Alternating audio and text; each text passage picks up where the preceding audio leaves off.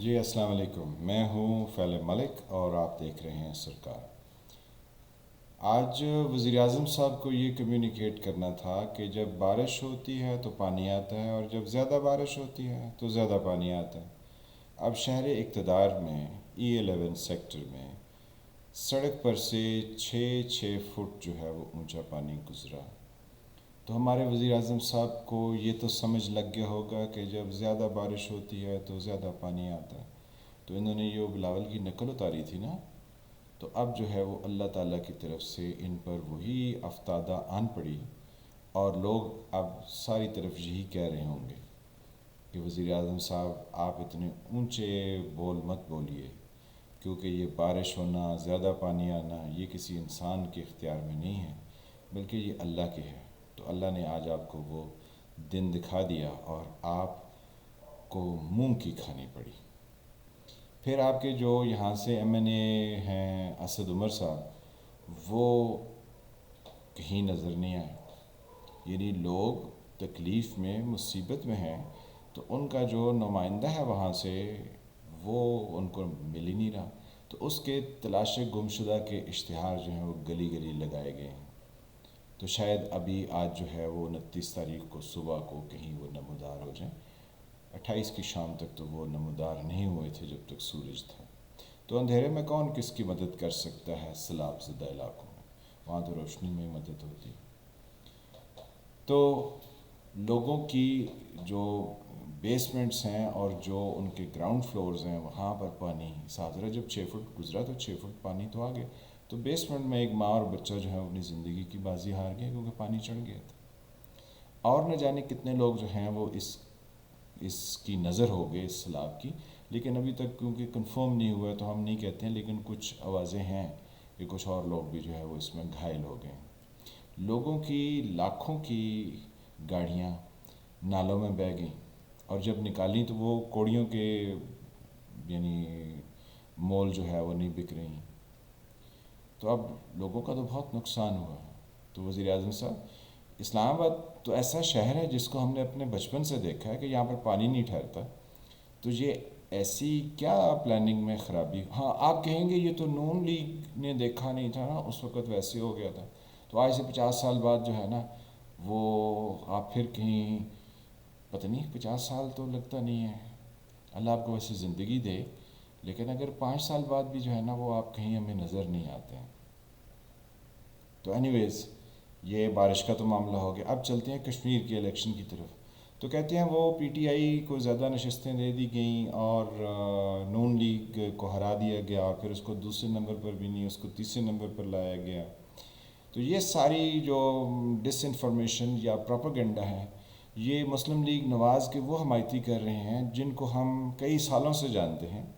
وہ نواز شریف کی حکومت میں ان کا نمک کھاتے رہے، ٹی وی پر بیٹھ کے ان کے لیے پروپیگنڈا کرتے رہے، اور ان کی عقل سلیم نے کبھی یہ گوارا نہیں کیا کہ وہ یہ کہیں کہ جو شخص ایک دفعہ بھی وزیر اعظم بننے کے قابل نہیں تھا وہ 3 دفعہ جو ہے وہ وزیر اعظم کیسے بن سکتا ہے۔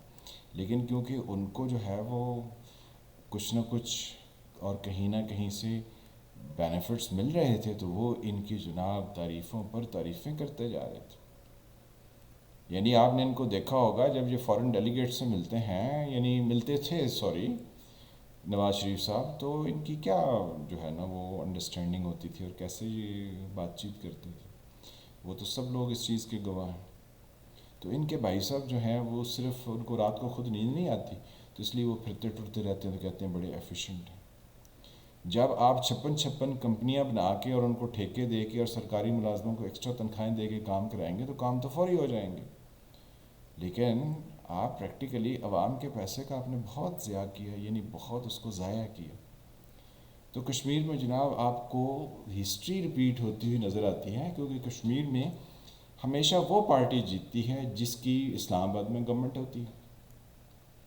جب پیپلز پارٹی کی اسلام آباد میں گورنمنٹ تھی تو کشمیر میں ان کی حکومت آ گئی، جب نون لیگ کی اسلام آباد میں گورنمنٹ آئی تو ان کی کشمیر میں آ گئی، اور یہی صورتحال گلگت اور بلتستان کی تھی۔ تو اب PTI ہے تو اس کی بھی ان دونوں جگہوں پر اس کی حکومت ہے، تو اس میں کون سی ایسی اچنبے کی بات ہے یا ایسی کون سی ڈفرینٹ بات ہے؟ ہاں البتہ یہ ہوا تھا کہ جب پیپلز پارٹی کی حکومت ختم ہو کے نون لیگ کی بنی تھی تو پی ٹی آئی اور پیپلز پارٹی کی دو دو یا ایک نشست تھی. تو حضور آپ کو تو 6 نشستیں مل گئی ہیں. اس کا مطلب ہے کہ یہاں پر کچھ زیادہ صاف اور شفاف کام ہوا. ہم کو پی ٹی آئی کی حمایتی نہیں ہیں، لیکن بہرحال تناسب جو ہے وہ ٹھیک ہے، کوئی ایسی اچنبھے کی بات نہیں ہے. اور جو سروے آن گراؤنڈ تھے اس کے مطابق ہی تقریباً رزلٹ آئیں. تو اب یہ جو ہے نا وہ آپ کے حمایتی جو میڈیا میں بیٹھتے ہیں یا جو یوٹیوبرز ہیں وہ اگر یہ کہیں کہ جی نون لیگ کو یہ سب کچھ ملنا چاہیے تھا، تو یہ تو ان کی نمک حلالی ہے نا آپ کے ساتھ. ویسے تو آپ کی ایسی کوئی نہیں ہے. کیوں کہ جو صدر ہیں مسلم لیگ نون کے، وہ کبھی کشمیر الیکشن میں وہاں پر گئے ہی نہیں ہیں. وہ گھر میں بیٹھ کے اندر سے مفاہمت کی پالیسی پر عمل پیرا تھے. بڑے بھائی صاحب لندن میں بیٹھ کے وہ تقریر فرماتے تھے ووٹ کو عزت دو. تو جو ان کی صاحبزادی ہیں وہ بیچ میں دو دو باتیں کرتی تھیں. یعنی وہ کہتے تھے نا کہ میں اگر جو ہے وہ ایک لطیفہ بنا ہوا تھا کہ جی اگر میں فوج میں بھرتی ہو گیا تو دو باتیں ہو سکتی ہیں، یا تو زمانہ امن ہوگا یا پھر زمانہ جنگ ہوگا. اگر امن ہوا تو ٹھیک ہے، اگر جنگ ہوئی تو پھر دو باتیں ہو سکتی ہیں، یا تو ہم جیت جائیں گے یا ہم ہار جائیں گے. اگر تو ہم جیت گئے تو یہ ہوگا، اگر ہار گئے تو پھر دو باتیں. تو اس طرح وہ دو باتیں چلتی رہتی. تو ان کی بیٹی بھی نا بالکل اسی طرح دو باتیں کرتی ہیں. پہلے وہ اگینسٹ بولتی ہیں، یعنی مزاحمت کی بات کرتی، پھر کہتی ہے وہ میں نے دیکھا کہ ہماری فوج کے سپاہی جو ہے وہ بارڈر پر کھڑے تھے تو مجھے ان میں اپنا بیٹا نظر آتا تھا ان کی شکل میں. تو یعنی پھر مفاہمت پر آ گئے. اصل میں بارگیننگ پوزیشن جو ہے نا اس کو بہتر کرنا تھا انہوں نے، کہ ادھر سے جو ہے وہ آپ ووٹ کو عزت دو کی بات کریں تو ادھر جو ہے نا وہ شہباز شریف صاحب بارگیننگ پر جائیں اور کہیں کہ ہم پرانی تنخواہ پر کام کرنے کو تیار ہیں جس پر ہم 80s میں کرتے رہے، پھر اسی تنخواہ پر ہم 90s میں رہے، پھر ہم تھوڑے سے اپنے دائرے سے باہر ہو گئے 99 میں تو ہمیں آپ نے آؤٹ کر دیا، پھر ہم اسی تنخواہ پر آ گئے تو 2008 میں، پھر ہم 2013 میں ہم نے اس سے بھی نچلی سطح قبول کر لی، پھر جب ہمیں تھوڑی اختیار مل گیا تو ہم پھر دائرے سے باہر نکل گئے. تو یعنی وہ بارگیننگ پوزیشن جو ہے نا اس کو وہ ڈسکس کرتے ہیں اور اپنے لیے راہیں تلاش کرتے ہیں. تو جو لوگ کنفیوزڈ ہوں وہ اپنے ووٹرز کو اور اپنے سپورٹرز کو کیا کلیئر پیغام دیں گے؟ تو کشمیر میں تو یہ اس کنفیوزڈ پیغام کی وجہ سے، کیونکہ شہباز شریف تو وہاں گئے ہی نہیں تو اس وجہ سے ہار گئے. اب دیکھیں آج کے دن جو ہے وہ پی 38 سیالکوٹ میں یہ مسلم لیگ نواز پھر ہار گئی. ڈسکا میں کہہ رہے تھے ہم تو جناب وہاں پر ووٹ پر پیرا دیں گے، پولنگ بوتھ نہیں چھوڑیں گے، رزلٹ لے کر جائیں گے. تو آج جناب کیا ہوا؟ آج تو آپ پھر جو ہے وہ ہار گئے. اب ان کے رانا ثناء اللہ صاحب جو ہیں ایک نئی انوویٹو تھیوری لے کر آئے ہیں. وہ کہتے ہیں کہ ہر پولنگ ایجنٹ پہ جو پریزائڈنگ افسر تھا اس کو یہ ٹارگٹ دیا گیا کہ تم نے 100 ووٹ جو ہے نا وہ پی ٹی آئی کے لیے ایکسٹرا کاسٹ کرنے. تو کیونکہ 150 پلس ہیں تو 15,000 ووٹ تو پی ٹی آئی کو مل جائیں گے، تو اس طرح وہ جیت جائیں گے. وہ یہ نہیں سوچتے کہ جو آج تک آپ کو جتاتے رہے ہیں انہوں نے اپنی نوکری بھی تو سیدھی رکھنی ہے نا. وہ ہر دفعہ آپ کے لیے جو ہے نا وہ کیوں کام کریں گے؟ حضور اس کو بھی تو سوچئے نا. ہم تو شروع سے کہہ رہے ہیں کہ آپ نے یہاں کی تمام حکومتی مشینری 80s میں خریدنی شروع کی، چھانگا مانگا لگایا، پھر خریدا، پھر 90s میں ان کو پھر خریدا. تو آپ نے پورا پنجاب جو ہے نا وہ خرید کے اپنی جیب میں ڈالا ہوا ہے. جس کو جو حکم دیتے ہیں وہ کرتا ہے کیونکہ ان کو اپنی نوکری کرنی ہے. لیکن اب لوگوں کے اندر یہ کلیئرٹی پیدا ہو گئی ہے کہ آپ کو دوبارہ اقتدار نصیب نہیں ہونا، تو اس لیے وہ اب آپ سے لائلٹی نہیں کر رہے ہیں. کیونکہ کچھ اپنے ضمیر کے قیدی بھی ہوتے ہیں نا، وہ کہتے ہیں ہم نے ان کے ساتھ کتنے بڑے بڑے فراڈ کیے اور ان کو کتنی دفعہ جو ہے نا وہ ہم نے جتایا، تو بھائی اب تو ہماری توبہ. تو حضور آج جو ہے وہ سیالکوٹ میں حکومتی مشینری میں شامل تقریباً بہت سارے لوگوں نے توبہ کر لی، جو رہ گئے ہیں وہ بھی توبہ کر جائیں گے. آپ کا شرازہ جو ہے وہ بکھرنا شروع ہو چکا ہے. کچھ تھوڑا عرصہ اور چل جائے گا، 6 مہینے، لیکن 2022 کے الیکشن تک نہیں چلے گا. اس سے پہلے پہلے جو ہے وہ آپ کی وہ کہتے ہیں نا فلم پنجابی میں ٹیمپ ٹاس ہو جائے گی آپ کی. ایسا ہو جانا آپ کے ساتھ، کیونکہ آپ کے اندر کلیئرٹی ہی نہیں ہے. آپ دو باتیں کرتے ہیں تو جب دو باتیں کرتے ہیں تو پھر اس کے دو نتیجے نکلتے ہیں. تو آپ کے لیے جو ہے نا یہ دو نتیجے یہی ہیں کہ آپ ملک سے باہر تشریف لے جائیں، کیونکہ آپ جو ہیں وہ اس قابل نہیں ہیں. تو ان کے جو حمایتی ہیں مسلم لیگ نون کے ٹی وی پر اور میڈیا میں، وہ کہتے ہیں پیپلز پارٹی کو کشمیر میں اس لیے زیادہ سیٹیں مل گئیں کیونکہ انہوں نے اندر اندر سے ہاتھ ملا لیا تھا. یعنی الٹا چور کوتوال کو ڈانٹے.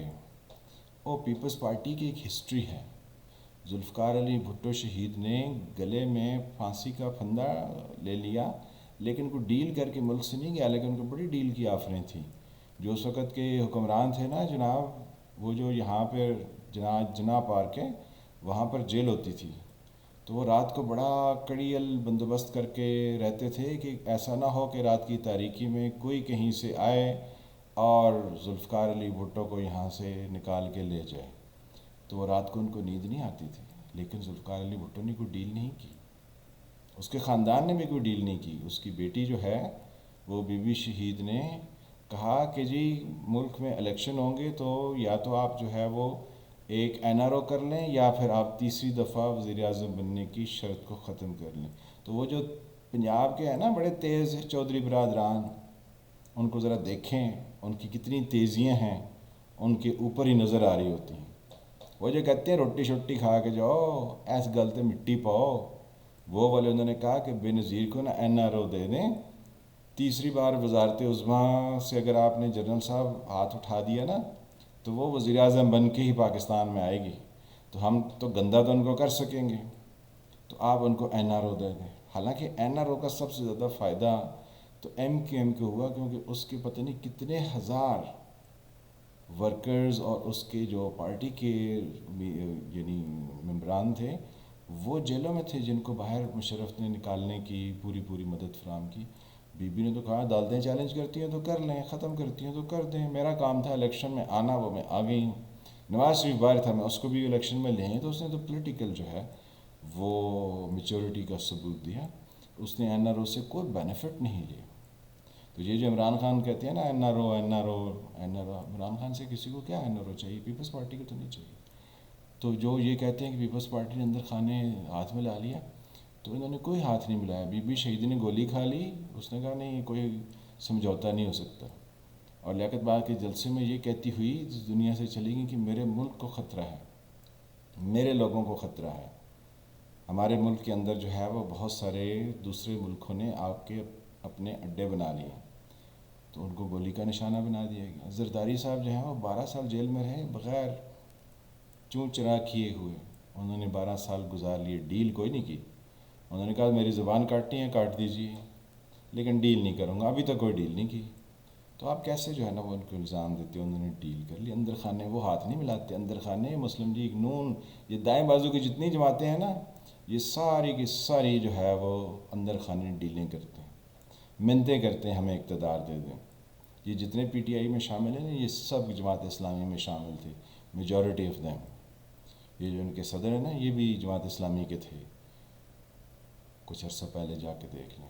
پھر ان کے جو پنجاب میں ہے نا 3-4 بڑے بڑے موٹے پیٹ اور موٹے ذہن والے لوگ، وہ بھی جماعت اسلامی میں تھے. یہ دائیں بازو کے سارے انہی میں گئے ہوئے. تو پیپلز پارٹی والے جتنے گئے ہیں انہوں نے کہا جی ہم تو جو ہے نا وہ جہانگیر ترین کے ساتھ ہیں، ہم آپ کے ساتھ نہیں ہیں. تو حضور تھوڑا سا دیکھیے، لوگوں پر خواہ مخواہ الزام تراشی مت کیجیے.